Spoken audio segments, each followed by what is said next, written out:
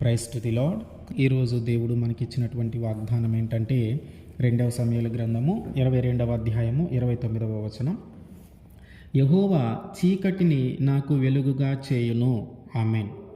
ఇక్కడ చీకటి అంటే భౌతికపరమైనది కాదు. అంటే పగలు తర్వాత రాత్రి వస్తుంది, రాత్రి చీకటిగా ఉంటుంది. ఈ చీకటి అంటే రాత్రి అనే అర్థంలో కాకుండా బైబిల్ గ్రంథంలో చీకటిని ఒక సాతానుగాను, ఒక శక్తిగాను, అంటే ఒక దుష్ట శక్తిగాను భావించటం జరిగింది. అయితే చీకటి చేత బంధింపబడినటువంటి వ్యక్తి యొక్క జీవితము, చీకటి చేత ఏలబడుతున్నటువంటి ఒక వ్యక్తి యొక్క జీవితం ఎలా ఉంటుంది అంటే, చూడటానికి వాళ్ళు చాలా చక్కగాను నీటిగాను ఉంటారు, కానీ నిత్యము ఒక భయము, ఒక ఆందోళన వాళ్ళు కలిగి ఉంటారు. అప్పటి వరకు బాగానే ఉంటారు, అప్పటికప్పుడు ఏదో జరిగిపోతుందని ఒక భయము, ఒక విచారముతో ఏడుస్తూ ఉంటారు. నిత్యము ఏదో ఒక ఆలోచన వాళ్ళకి కలుగుతూనే ఉంటుంది. దాని గురించి ఆలోచన చేస్తూ ఒక్కరిగా ఉండి ఆలోచన చేస్తూ ఉంటారు. ఒక శక్తి, ఒక దుష్ట శక్తి మన ముందుండి మనల్ని నడిపిస్తూ ఉంటుంది. అది అటు నడువు, ఇటు నడువు, అటు వెళ్ళు, ఇటు వెళ్ళు అని మనల్ని ప్రేరేపిస్తూ ఉంటుంది. ఆ పని చెయ్యి, ఈ పని చెయ్యి అని మనల్ని ప్రేరేపిస్తూ ఉంటుంది. ఈ ప్రేరేపణ ఎంతగా ఉంటుందంటే, కొన్నిసార్లు ఇంక నువ్వు బ్రతకటం దండగా, నువ్వు చనిపో, నువ్వు బ్రతకటం దండగా, నువ్వు చనిపో అని మనల్ని ప్రేరేపిస్తూ ఉంటుంది. ప్రార్థనన్నా, వాక్యమన్నా, దేవుని చేత అభిషేకము పొందిన వ్యక్తిని చూసిన దూరంగా వెళ్ళటానికి ప్రయత్నము చేస్తూ ఉంటుంది. అసలు మన జీవితం ఎట్లా ఉంటుందంటే, నిత్యము ఒక మన కంటికి స్పష్టంగా కనబడిని ఒక దుష్ట శక్తితో మనము పోరాటము చేస్తూ ఉంటాం. దుష్ట శక్తులు అంటే ఈ చీకటి ద్వారా బంధింపబడినటువంటి వ్యక్తి జీవితము ఇట్లా ఉంటుంది. అయితే ఇంకా వివరంగా చెప్పాలంటే, ఈ చీకటి చేత బంధింపబడినటువంటి వ్యక్తి జీవితంలో ముఖ్యంగా దుష్ట శక్తుల ప్రభావం ఎక్కువగా ఉంటుంది.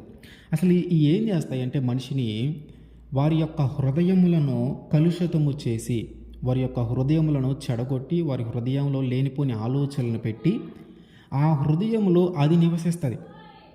అంటే మన హృదయాన్ని కలుషితము చేసి మన హృదయంలో అది నివసిస్తుంది. ఏది?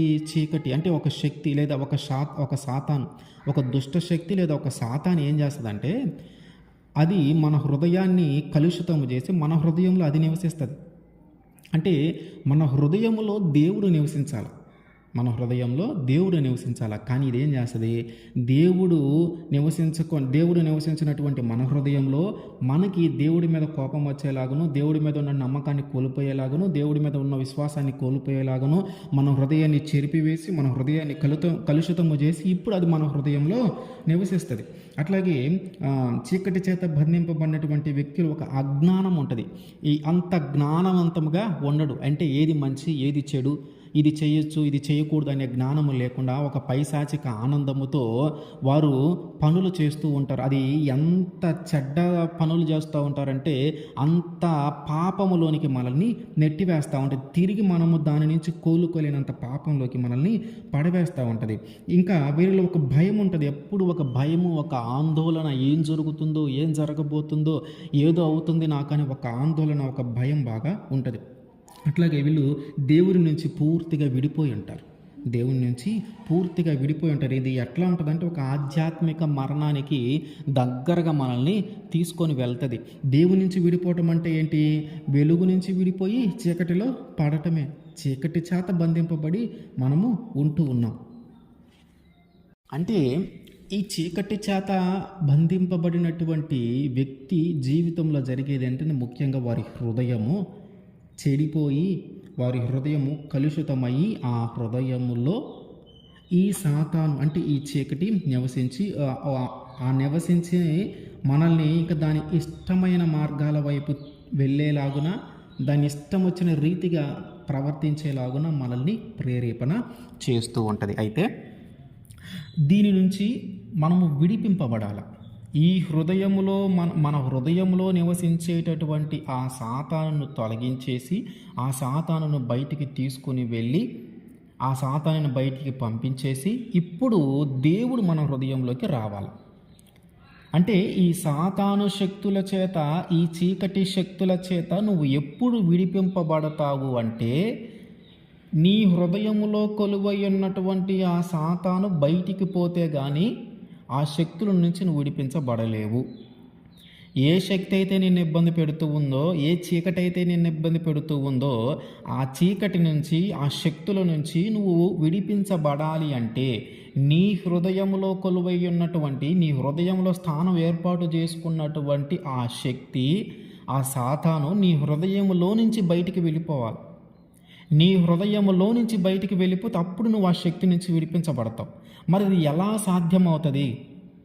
అది ఎలా జరుగుతుంది? ఆ హృదయంలో నుంచి అది ఎలా వెళ్ళగలదు? ఏం చేస్తే మనము మన హృదయంలో నుంచి ఆ సాతానుని బయటికి పంపించగలం? దేవుడు నివసించాల్సినటువంటి నీ హృదయంలో ఒక సాతాను నివసించి నిన్ను పాపము వైపు నడిపిస్తూ, పాపము చేయిస్తూ, దేవునికి దూరంగా తీసుకొని వెళుతూ, నీ చేత అనేకమైన పాపాలు చేయిస్తూ, నిన్ను చిత్రహింసలకు గురి చేస్తూ, చివరికి నీ అంతట నువ్వే ఆత్మహత్య చేసుకునేలాగా నిన్ను ప్రేరేపిస్తుంది. ఎందుకని? అది చిన్నగా నేను నరకానికి తీసుకొని వెళ్తుంది.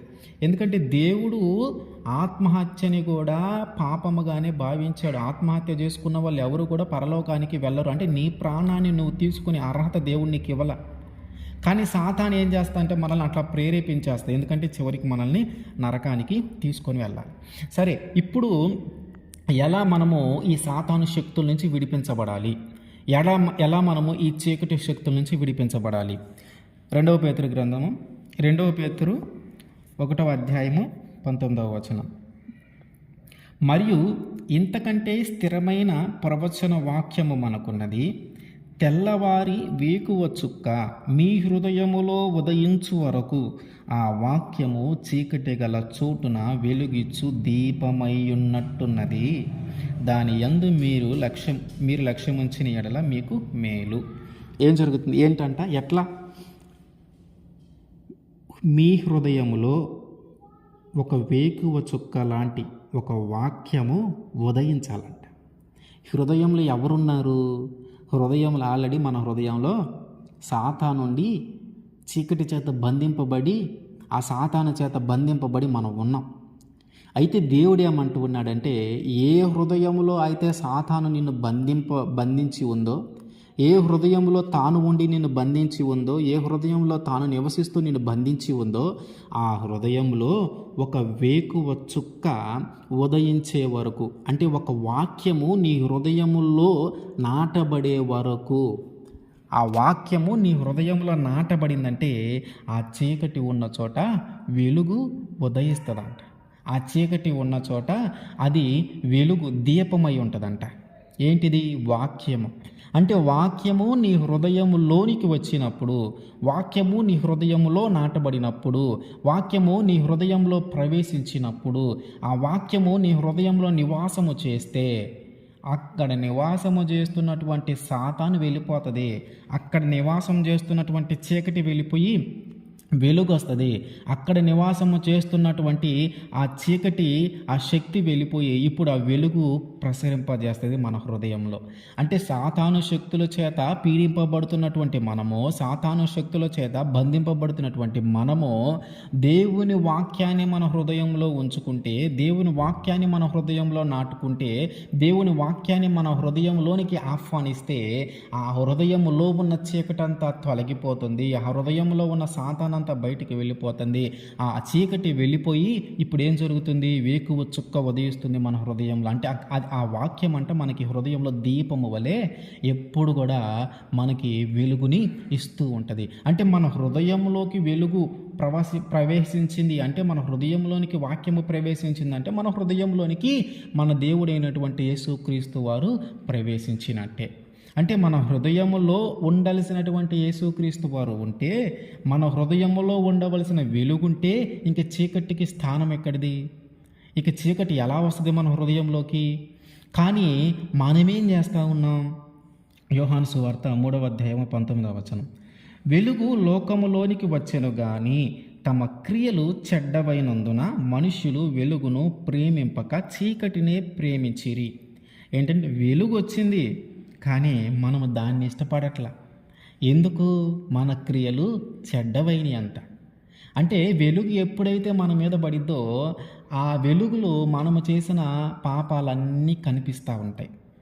వెలుగు ఎప్పుడైతే మన మీదకి వచ్చిందో ఆ వెలుగులో మనము చేసినటువంటి పాపం మనం అనుకుంటూ ఉంటాం, ఎవరికి తెలియదు, ఎవరు చూడలేదు, ఎవరు గమనించలేదు, ఈ చుట్టుపక్కల ఎవరు లేరు అనుకొని రహస్యముగా చేసిన పాపాలతో సహా మొత్తం ఆ వెలుగులో కనపడతాయి. అందుకని మనం ఏం చేస్తూ ఉన్నామంటే వెలుగులోనికి వెళ్ళటానికి ఇష్టపడట్లేదు, కానీ చీకటిలో ఉండటానికి ఇష్టపడుతూ ఉన్నాం. ఎందుకు చీకటిలో ఉండటానికి ఇష్టపడుతూ ఉన్నామంటే ఆ చీకటిలో మనం చేసింది ఏమీ కనిపించదు, మనం చేసే పాపము కనిపించదు, మనం మాట్లాడే మాటలు కనిపించవు, మనం చూసేవి కనిపించవు, ఏవి కనిపించవు ఆ చీకటిలో. ఎందుకు? వెలుగు లేదు కాబట్టి. అంటే ఆ చీకటిలో ఉండటానికే మనం ఇష్టపడుతూ ఉన్నామంటే మనము చేసే క్రియలు, మనము చేసే పనులు, మనము చేసే పాపము కనిపించకుండా ఉండటానికే మనం ఇష్టపడుతూ ఉన్నాం. కానీ ఒక్కసారి వెలుగు నీ మీద ప్రకాశించిందంటే నీ తప్పులు నీకు కనిపిస్తే కాదంటలా, కానీ ఆ తప్పులన్నిటిని బట్టి తిరిగి ఒప్పుకో, ఆ పాపం ఇక నీలో ఉండదు. నీ మీద వెలుగు ప్రకాశించినప్పుడు నీలో ఉన్న దోషము, నీలో ఉన్న పాపము ఆ వెలుగులో కనిపిస్తాయి.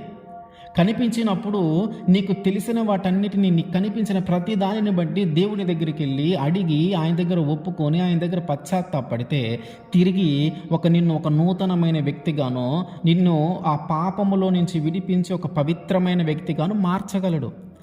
నీ తప్పులు కనిపిస్తున్నాయని, నీ పాపాలు కనిపిస్తున్నాయని వెలుగును దూరము చేసుకుని చీకటిని మనం ఇష్టపడతా ఉన్నాం. ఆ చీకటిలో ఉంటే అదే చీకటిలో ఉండి, ఆ పాపంలోనే ఉండి, ఆ దోషంలోనే ఉండి మనము ఆ పాపము చేస్తూనే చనిపోయామంటే మనకు ఖచ్చితంగా నరకానికే. కానీ వెలుగు నీ మీద ప్రకాశించినప్పుడు ఆ వెలుగులో నీ యొక్క తప్పులు కనిపించినాయి అంటే, ఆ వెలుగులో నీ యొక్క పాపము కనిపించిందంటే, ఆ వెలుగులో నీ యొక్క దోషాలు కనిపించినాయి అంటే వాటన్నింటిని బట్టి తిరిగి దేవుడి దగ్గరికి వెళ్ళి ఒప్పుకో, వాటన్నింటిని బట్టి దేవుడిని అడుగు, వాటన్నింటిని బట్టి దేవుడి దగ్గర పశ్చాత్తాపడు, వాటన్నిటిని వదిలిపెట్టు. దేవుడు తిరిగి నిన్ను ఒక నూతనమైన వ్యక్తిగా మారుస్తాడు. అట్లాగే యోహాను సువార్త 8వ అధ్యాయం 12వ వచనం, మరలా యేసు, నేను లోకమునకు వెలుగును, నన్ను వెంబడించిన వాడు చీకటిలో నడవక జీవపు వెలుగు కలిగి యుండునని వారితో చెప్పాను. లోకమునకు వెలుగు ఎవరు? యేసుక్రీస్తు వారు. మరి ఆ వెలుగు మనకెలా వస్తుందంటే ఆయన్ని వెంబడించినప్పుడు. ఆయన వెంబడిస్తే ఆయన వెంబడించిన వారు ఎవ్వరూ కూడా చీకటిలో ఉండరంట. మరి ఎలాంటి వెలుగు? ఒక జీవపు వెలుగు వారి మీదకి వస్తుంది.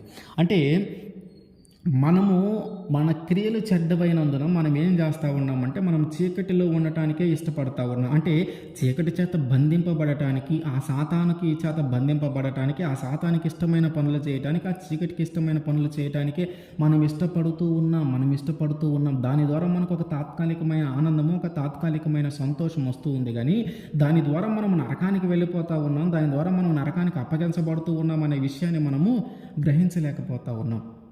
అంటే ఇప్పుడు మనకు అర్థం కావాల్సిన విషయం ఏంటంటే, ఒకవేళ మనము చీకటి చేత బంధింపబడి ఉంటే, ఒకవేళ మనము దుష్ట శక్తుల చేత బంధింపబడి ఉంటే, ఇదిగో దాని నుంచి విడిపించే మార్గం ఒకటి ఉంది.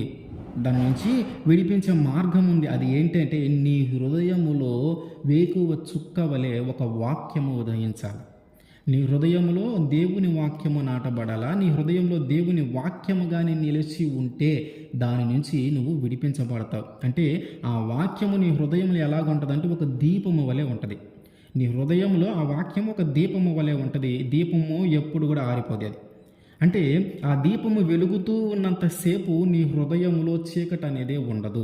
ఆ చీకటి చేత బంధింపబడినటువంటి నీవు ఆ వాక్యం అనే వెలుగును, ఆ వాక్యం అనే దీపమును నీ హృదయంలో ఉంచితే ఇప్పుడు ఆ దీపం యొక్క వెలుగులో ఆ యొక్క చీకటి వెళ్ళిపోతుంది. అట్లాగే యేసుక్రీస్తు వారు లోకానికి వెలుగై ఉన్నాడు. ఆయన ఎవరైతే వెంబడిస్తారో ఆ వెంబడించే వారు ఎవరు కూడా చీకటిలో నడవరు. అట్లాగే ఆ చీకటిలో నడవకుండా దానితో పాటు ఇంకొక ఉపయోగం ఏంటంటే జీవపు వెలుగు మన మీద ఉంటుంది. అంటే ఆ వెలుగు మన మీద ప్రకాశించటానికి సిద్ధంగానే ఉంది, కానీ మనము దాన్ని ఇష్టపడట్లా, మనము దాన్ని కోరుకోవట్లా, మనము దాన్ని ప్రేమించట్లా. మనం ఏ కాడికి చీకటినే ప్రేమిస్తూ ఉన్నాం, ఆ చీకటిలో ఉండటానికే ఇష్టపడుతూ ఉన్నాం. కాబట్టి ఇప్పుడు మనము ఆ చీకటి చేత బంధింపబడి, ఆ దుష్ట శక్తుల చేత బంధింపబడి జీవితాన్ని నాశనం చేసుకుంటూ ఉన్నాం. ఏం చేయాలో ఎటువైపు వెళ్ళాలో తెలియక కంటికి కనబడిని ఒక శత్రువుతోనో, కంటికి కనబడిని ఒక దుష్ట శక్తులతోనో, కంటికి కనబడిని ఒక చీకటి సంబంధమైన శక్తులతోనో మనము పోరాటము చేస్తూ ఉన్నాం. మన జీవితం అంతా దానికే సరిపోతూ ఉంది. అందుకని మనం ఎంత చక్కగా జీవించాలని ప్రయత్నం చేసినా కూడా మన జీవితము వేరొక మార్గాల వైపు వెళ్ళిపోతూ ఉంది. కాబట్టి దేవుడు మనతో మాట్లాడుతూ ఉన్న మాట అంటే, ఏ శక్తి చేత అయితే నువ్వు పీడింపబడుతూ ఉన్నావో, ఏ శక్తుల చేత అయితే నువ్వు బంధింపబడి ఉన్నావో, ఆ చీకటినంతా కూడా దేవుడు వెలుగుగా చేయబోతూ ఉన్నాడు. ఆ చీకటినంతా కూడా దేవుడు వెలుగుగా మార్చబోతూ ఉన్నాడు. మరి నువ్వు ఆ చెడ్డ క్రియలను వదిలేసి వెలుగును ప్రేమిస్తావా? నువ్వు ఆ చెడ్డ పాపమును వదిలివేసి వెలుగును ప్రేమిస్తావా? వెలుగును కోరుకుంటా ఉన్నావా? ఈ చీకటిలో ఉండటానికే ఇష్టపడుతూ ఉన్నావా? వెలుగులోకి రావటానికి ఇష్టపడుతూ ఉన్నావా? చీకటిలోనే ఉండటానికి ఇష్టపడుతూ ఉన్నావా? జీవపు వెలుగు నా మీదకి రావాలని ఇష్టపడుతూ ఉన్నావా? ఎలా ఉన్నాం అంటే, దేవుడు మనకేం చెప్తూ ఉన్నాడంటే, నీ జీవితంలో ఉన్నటువంటి ఆ చీకటిని, నిన్ను బంధించినటువంటి ఆ చీకటిని ఇదిగో నేను వెలుగుగా మార్చబోతూ ఉన్నాను. ఆయన మన జీవితంలో మనము చీకటి ద్వారా బంధింపబడి ఉంటే, ఆ శక్తుల ద్వారా మనం బంధింపబడి ఉంటే వాటన్నిటినీ తొలగించేసి మన జీవితాలలో ఆయన వెలుగు నింపునుగాక. ఆమేన్.